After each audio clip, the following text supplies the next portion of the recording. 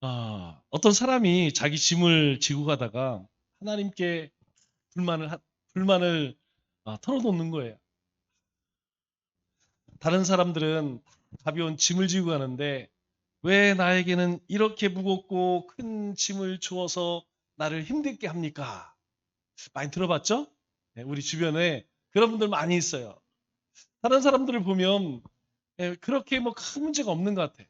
그런데 내 삶과 우리 가정을 이렇게 보면 왜 이렇게 많은 문제들이 있는지, 큰 짐을 졌는지 그런 무게를 느낄 때가 있습니다.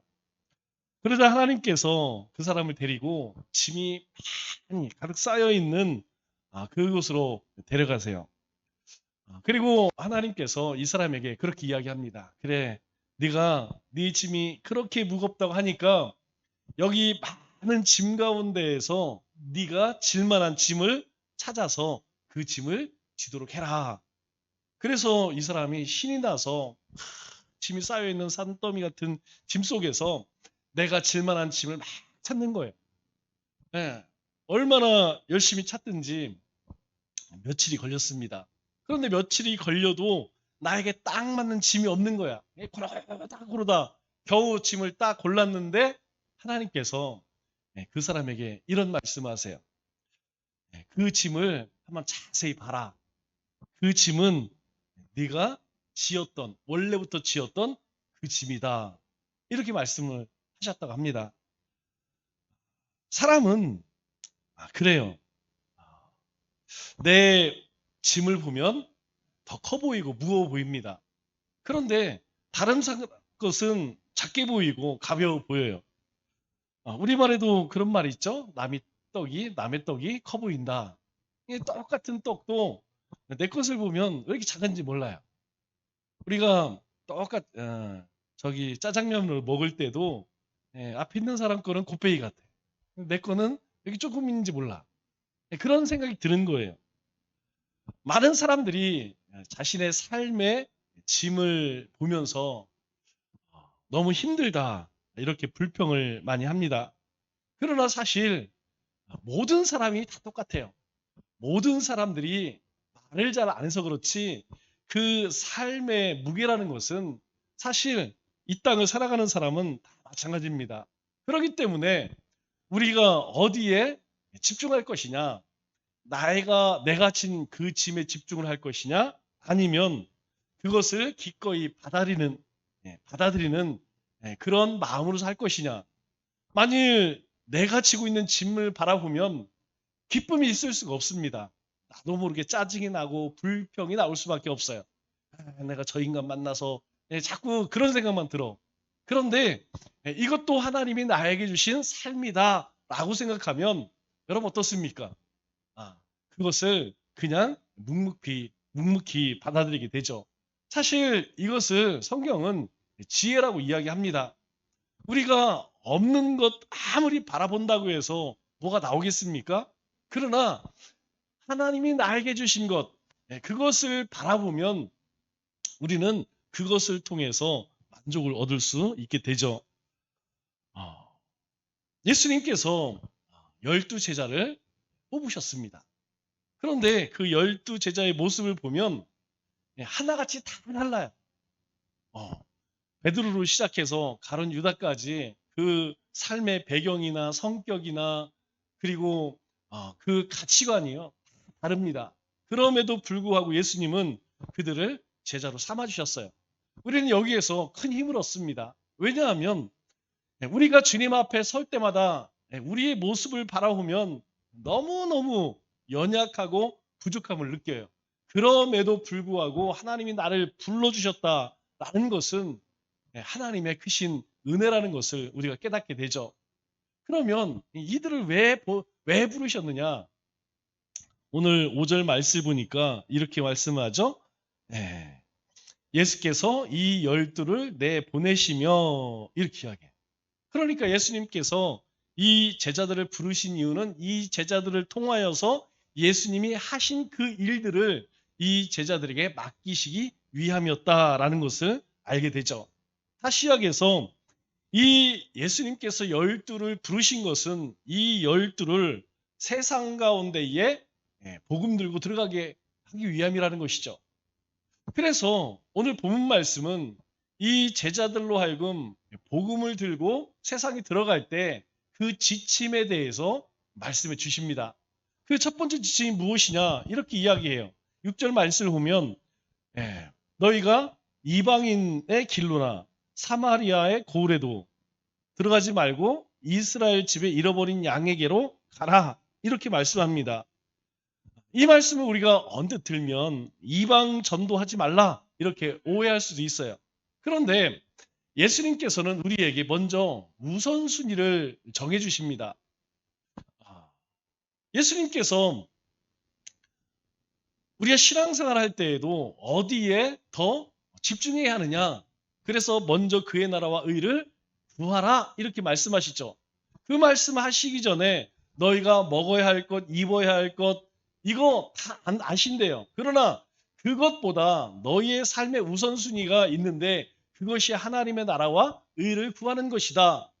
이렇게 우선순위를 정해준 것처럼 예수님께서 복음을 두고 세상에 나아갈 때 우선순위가 있다는 거예요.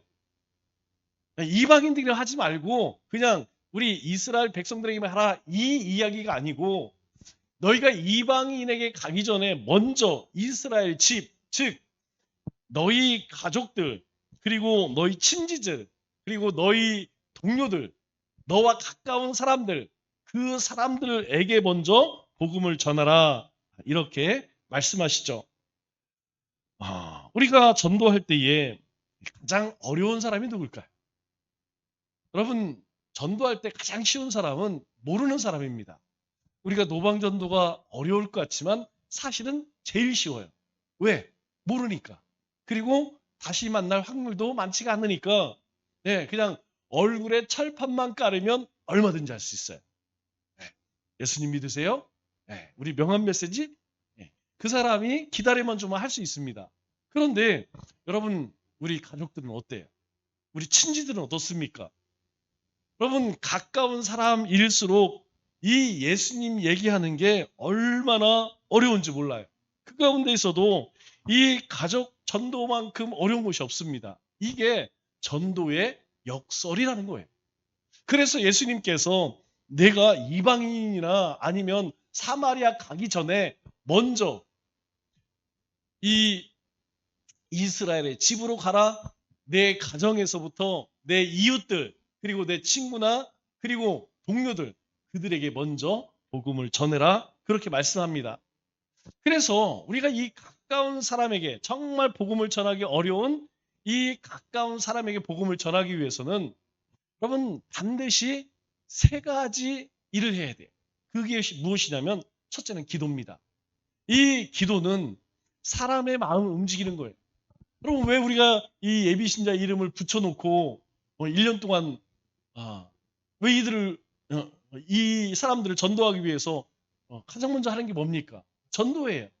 왜냐하면 단단한 마음을 열게 하는 것은 사람의 힘이 아닙니다. 하나님께서 그 심령 가운데에 역사해 주셔야만 마음이 열리는 거예요. 그래서 첫 번째는 우리가 우리 가족들, 가까운 사람을 위해서 기도해야 됩니다. 두 번째로는 내 삶의 변화를 보여줄 수 있어야 돼요. 우리가 아무리 열심히 기도한다 할지라도 예전에 예수님 믿고 변화되지 않았던 그 모습대로 살아가면 여러분 아무리 예수님 얘기해도 그 사람들에게 반응을 얻을 수가 없어요. 아니 예수 믿으니까 뭔가 달라졌네? 야 예수 믿으니까 사람이 저렇게 변했네? 이런 소리를 들을 수 있을 때에 그 사람들이 관심을 갖게 되죠. 그리고 세 번째는 지속적인 섬김입니다. 이게 굉장히 어려워요. 한두 번 호의를 베풀 수 있습니다. 그러나 계속해서 호의를 베풀기는 쉽지가 않죠.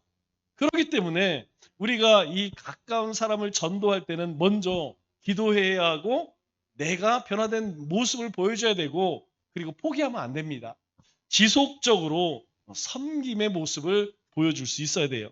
두 번째 전도 지침은 무엇이냐? 7절 말씀을 보니까 이렇게 말씀합니다. 가면서 전파해 말하되 천국이 가까이 왔다 하고 뭘 많이 설명하는 게 아닙니다. 아주 단순해요. 천국이 왔다. 그러면 천국이 누구죠? 천국은 바로 예수님을 의미하는 것이죠. 천국은 하나님이 통치하는 곳이 천국입니다. 그렇기 때문에 그 천국을 통치하시는 하나님이 사람으로 이 땅에 오셨다라는 것, 그것을 전하는 것이 바로 전도라는 것이죠. 그런데 이 말씀을 가만히 보면 이렇게 이야기합니다. 가면서 전파하여 말하되, 가면서 가라는 거예요. 예수님께서 마지막 우리에게 사명을 주셨죠. 가라. 너희는 가서 모든 민족을 제자로 삼아 세례를 베풀고 내가 분부한 모든 것을 가르쳐 지키게 하라. 이렇게 명령하세요. 첫 번째 나오는 단어가 뭐냐면 가서입니다. 가서. 가라. 예수님께서도 12 제자들에게 가면서, 자, 이 가면서가 왜 중요할까요? 가서가 왜 중요할까요? 우리가 전도를 한다는 것은 먼저 가는 것부터 시작해요. 그런데 우리는 어떻게 전도합니까? 자꾸 오라고 하죠. 예수님은 가라고 이야기하는데 우리 전도는 어떻게 하느냐? 자꾸 교회로 와라. 그렇게 이야기를 해요. 그래서 전도가 어렵다는 겁니다. 전도는 어떻게 하는 것이냐? 가는 겁니다. 복음이 없는 곳에, 예수님이 없는 곳에 우리가 가는 것으로부터 시작된다는 거예요. 그래서 그곳에 가서 우리가 해야 할 일은 무엇이냐? 다른 것 전하는 것이 아니고 예수님을 전하는 것. 예수님이 오심으로 인하여서 어떻게 우리가 구원을 얻게 되었는지 그것을 이야기하는 것이라는 거예요. 그러면 세상 사람들이 그걸 잘 듣느냐? 안 그렇습니다. 우리가 아무리 이야기해도 듣지 않아요. 그러면 누구의 문제일까요? 그것은 우리의 문제가 아니라 그 사람의 문제라. 우리가 해야 할 일은 무엇이냐? 바로 예수님을 믿으면 구원을 얻는다는 것. 거기까지가 우리가 해야 할 일이라는 것이죠. 우리가 에스겔 말씀을 묵상하고 있죠. 지난주에도 여러분들에게 말씀드렸듯이 이 에스겔을 어떻게 부르셨습니까? 파수꾼으로 부르셨어요. 그 파수꾼에게 사명을 주실 때 하나님께서 이 에스겔에게 뭐라고 말씀하시냐면 저 이스라엘 백성들이 듣든지 아니 듣든지 상관하지 말래요. 내가 할 일은 무엇이냐? 하나님께서 이런 말씀을 하셨으니 너희는 이 말씀을 듣고 순종할 것인지 아니면 불순종할 것인지 너희가 선택해라. 이 에스겔이 할 일은 무엇이냐면 전하는 것뿐이라는 것입니다. 만일 악인에게 전해서 그 사람이 회개하면 그 사람이 구원을 받지만 전하지 않아서 그 사람이 심판을 받게 되면 그 핏값을 에스겔이 찾는다는 거예요. 그리고 또 뭘 얘기합니까? 악인뿐이라 아니라 의인도, 만일 의인이 공의를 행하지 아니해서 그 사람이 심판을 받는다면 그 사람 몫이지만 만일 그 의인이 공의를 행하지 아니하는데 내가 얘기하지 않아서 그 사람이 하나님이 심판을 받는다면 그 핏값을 너에게서 찾겠다. 이렇게 말씀하세요. 여러분, 오늘 우리의 사명은 무엇이냐? 이것입니다. 듣든지 아니 듣든지 그 사람을 우리가 설득시키는 것이 아니에요. 예수님이 우리에게 주신 것은 무엇이냐면 그들에게 가서 예수님이 왜 이 땅에 오셨는지, 예수님이 오셔서 무엇을 하는지, 그 예수를 믿으면 우리에게 무엇이 주어지는지 이것만 선포하는 것이라는 거예요. 그렇기 때문에 우리가 복음 전하는 것에 대해서 너무 부담 안 가졌으면 좋겠어요. 그것도 어렵다면 여러분 전도지 많아요. 쉼터에 가면 여러 종류의 전도지 많이 있습니다. 심지어는 로비에 포장까지 해놨어요. 여러분 그거라도 전해주세요. 중요한 건 무엇이냐? 예수님께서 12 제자를 뽑은 이유는 바로 이것 때문에 그들을 뽑으셨어요. 그리고 그들을 보내셨습니다. 그렇기 때문에 우리가 해야 할 일은 무엇이냐? 바로 천국이 예수님이 이 땅에 오셨다는 것, 그걸 전하는 것이죠. 그리고 8절에 또 예수님께서 이렇게 말씀하세요. 병든 자를 고치며 죽은 자를 살리며 나병 환자를 깨끗하게 하며 귀신을 쫓아내게. 여러분 이게 가능할까요? 여러분 이걸 할 수 있는 사람 아무도 없습니다. 우리가 12 제자에 대해 살펴보았지만 12 제자 가운데에서 이 일을 행할 그럴 사람이 있을까요? 아무도 없습니다. 그런데 왜 예수님께서는 이러한 것들을 하라고 말씀하셨을까요?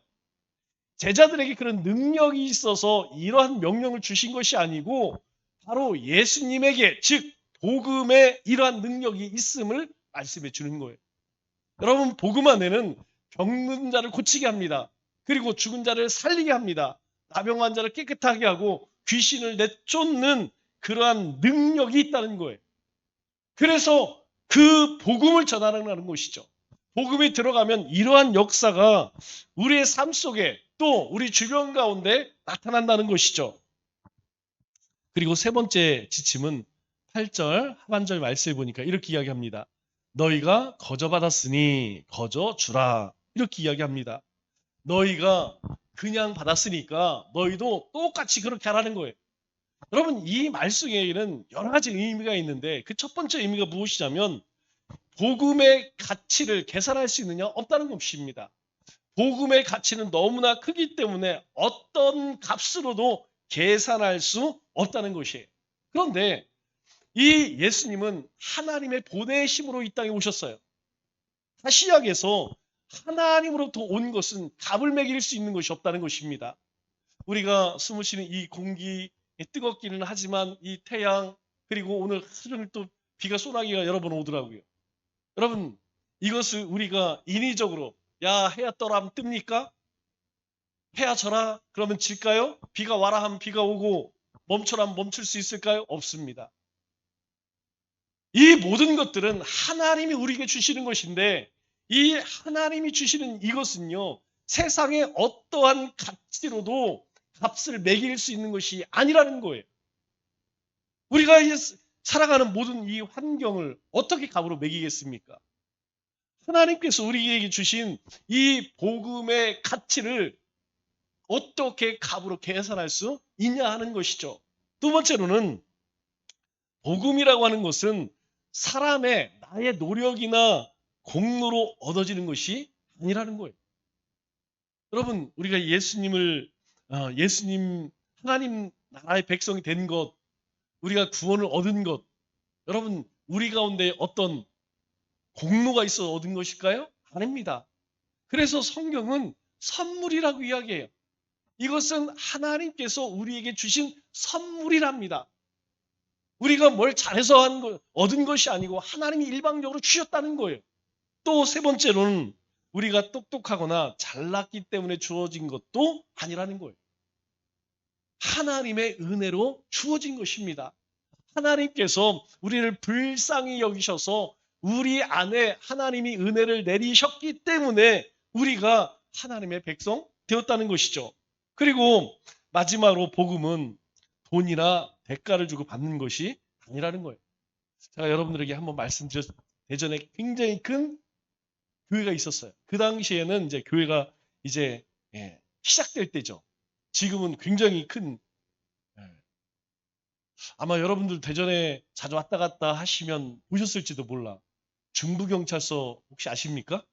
네. 다리 건너기 전에 중부경찰서가 있는데 그 중부경찰서 옆에 있던 교회. 그 교회가 여의도 순복음교회에서 사역하셨던 부목사님 내려와서 개척한 교회인데 그 당시에 전도인들이 매주 100명씩 내려왔대요. 서울에서 파견 전도인, 전도만 하는 여자들이죠. 전도 아주 대장들이죠. 그런데 그 당시에 제가 어떻게 들었냐면 한 사람 전도를 하면 인센티브가 있대. 한 사람 전도를 하면. 그러니 100명이 내려와서 몇 개월 동안 그렇게 하니까 여러분 얼마나 부흥이 안 될 수가 없죠. 뭐 어쨌든 간에 그래서 그때 제가 무슨 생각했냐면 야, 이 방법이 옳은 것이냐 그런 것이냐. 그런데 나중에 생각해 보니까 어떤 사람은 그렇게 이야기해요. 한 영혼을 구하는데 그게 무슨 대수냐 이렇게 이야기하는 사람도 있고 아무리 결과가 좋다 할지라도 과정이 하나님이 원하시는 것이 맞느냐 이렇게 이야기하는 사람도 있어요. 그러나 오늘 말씀을 비춰보면 그렇게 올바른 것 같지는 않습니다. 우리가 이 값으로 매길 수 없는 이 하나님의 은혜로 선물로 받은 복음이라면 네, 전도하는 사람 입장에서는 하나님께서 우리에게 그렇게 행하셨듯이 우리도 그렇게 행하는 것이 맞다고 생각해요. 아무리 생각해도 이것은 하나님의 방법이 아닙니다. 세상 기업들이 하는 일이지 교회가 할 일은 아닌 것 같아요. 왜 그랬을까? 제가 가만히 생각해 보니까 그런 생각이 들어요. 하나님의 은혜를 깨닫지 못하면 하나님과 거래를 하려고 합니다. 여러분, 우리가 하나님 앞에 헌신을 하고 믿음으로 살아갈 때 하나님의 은혜, 모든 것이 하나님의 은혜라고 여겨지면 내 시간, 건강, 물질, 은사 아깝지가 않습니다. 여러분, 우리의 자녀들에게, 남편, 아내에게 우리가 어떤 헌신을 할 때 아깝습니까? 아깝지 않아요. 내가 죽어라 이래도 힘이 들지 않습니다. 힘이 들지만 기뻐요. 왜? 내가 사랑하는 사람을 위해서 하기 때문에. 우리가 하나님 앞에 마찬가지 아니겠습니까? 우리가 하나님의 은혜를 깨닫는다면 하나님 앞에 무엇을 드리든 아까울 것이 뭐가 있겠어요? 그러나 그 하나님의 은혜를 깨닫지 못하면 하나님과 자꾸 거래를 시도해요. 하나님, 제가 이거 할 테니까 이거 해주세요. 여러분, 신앙생활은 그렇게 되지가 않습니다. 왜냐하면 이 신앙의 시작은 하나님의 은혜로 시작되어졌기 때문에 하나님이 우리에게 은혜를 베푸시는 것으로 시작됐기 때문에 그 은혜 없이는 우리가 신앙생활 자체를 할 수 없다는 것이. 그리고 마지막으로 9절 말씀을 보니까 이렇게 말씀합니다. 너희 전대가 예전에는 이렇게 허리에다 차던 거죠. 지금으로 이야기하면 이제 주머니, 지갑 이렇게 이야기하겠죠. 전대에 금이나 은이나 동을 가지지 말고. 이 말의 의미가 뭐예요? 너희가 전도 나갈 때에 돈 싸갖고 나가지 말라는 것입니다. 돈이 나쁘다는 게 아니에요. 돈을 의지하지 말라는 것입니다. 재물을 의지하지 말라는 것이에요. 재물로, 물질로 사람의 마음을 이렇게 사서 복음을 전하려고 하지 말라는 것이죠. 그래서 너희가 나가서 뭐 하라고 이야기해요? 앞서 이야기한 것처럼 천국이 가까이 왔다. 하나님이 말씀하셨던 그 메시아가 이 땅에 왔다. 그 메시아, 예수를 통하여서 우리가 구원을 얻게 되었다. 이것만 전하라는 것이에요. 그 사람의 마음을 사고 환심을 사서 그 사람을 구워 삶아갖고 어떻게 하려고 하지 말라는 것이죠. 여러분, 실제 우리는 어떻습니까? 그런 마음이 들 때도 많이 있어요. 그러나 그것보다 더 우선돼야 할 것은 무엇이냐? 복음을 대신할 수 있는 것은 없다라는 것입니다. 그 사람이 어떤 사람이든 받아들이든 안 받으든 그것은 그 사람의 몫이에요. 우리의 몫은 무엇이냐? 바로 예수님이 우리 가운데 오셨다는 거예요. 하나님께서 우리 가운데 오셨다. 그 예수님을 통하여서 분을 얻는다는 것, 이것 전하는 것이 바로 전도라는 것이죠. 여러분, 물질에 생명의 능력이 있을까요? 없습니다. 여러분, 물질이 아무리 많다고 하여서 우리의 생명을 보장해 줄 수 있느냐? 책임져 줄 수 있느냐? 없다는 것이에요. 또 그러면 그런 사람이 있죠. 아유, 물질이 많으니까 좋은 거 먹고 좋은 병원 가서 좋은 치료 받으면. 여러분, 그런다고 해서 여러분 죽음을 피할 수 있을까요? 없습니다. 오늘이냐 내일이냐 그 차이지 이 물질이 우리 인생에 우리의 생명에 아무것도 보장해 줄 수 없다는 거예요. 여러분, 우리의 생명을 살리는 것, 우리를 살리는 것은 바로 복음이라는 것입니다. 우리 사도행전 3장 6절 말씀 보면 베드로가 요한하고 평상시에 기도 안 하던 사람들이 성령 받으니까 오후 3시쯤 교회 가서 이제 성전에 가 기도하려고 올라가다가 누구를 만나요? 걷지 못하는 사람을 만납니다. 그런데 그 사람이 이 베드로 요한에게 뭘 요구하겠습니까? 한 푼 줍시오겠죠. 왜? 뭔가 그렇게 구걸을 해야 살아갈 수 있는 인생이기 때문에 뭔가 있으면 좀 주십시오. 그때 베드로가 뭐라고 이야기하느냐? 우리가 너무나 잘 아는 말씀이에요. 우리 주일학교 때부터 많이 불렀던 그런 노래이기도 합니다.